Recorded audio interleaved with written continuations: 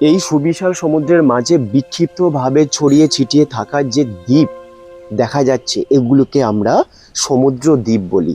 এই সুবিশাল সমুদ্রের জায়গায় যদি বিস্তীর্ণ বালিরাশি দ্বারা গঠিত মরুভূমি থাকে এবং এই মরুভূমির মাঝে বিক্ষিপ্তভাবে ছড়িয়ে ছিটিয়ে থাকা যদি অনুচ্চ টিলা বা ঢিবি সৃষ্টি হয়, তখন তাকে বলা হয় দ্বীপশৈল। আর এই দ্বীপশৈলের অপর নাম হলো ইনসেল বার্জ। এই ইনসেল বার্জ সৃষ্টি হচ্ছে কিভাবে? মরুভূমি অঞ্চলের গ্রানাইট শিলা দ্বারা গঠিত অনুচ্চ যে সমস্ত ভূমিরূপ থাকে, দীর্ঘদিন ধরে আবহবিকার, জলপ্রবাহ এবং বায়ু প্রবাহের অবঘর্ষ ক্ষয়ের ফলে এগুলো ক্ষয়কার্য করে ক্রমশ উচ্চতা হ্রাস হয় এবং মরুভূমির ক্ষয়চক্রের শেষ পর্যায়ে এসে পৌঁছায়। ফলে কঠিন শিলা দ্বারা গঠিত গোলাকার মস্তক দেশ বিশিষ্ট চারিপাশে ঢালযুক্ত যে অনুচ্চ টিলা বা ঢিবি তৈরি হয়, দেখতে সমুদ্র দ্বীপের মতো মনে হয়। এই জন্য একে বলা হয় দ্বীপশৈল বা ইনসেল বার্জ।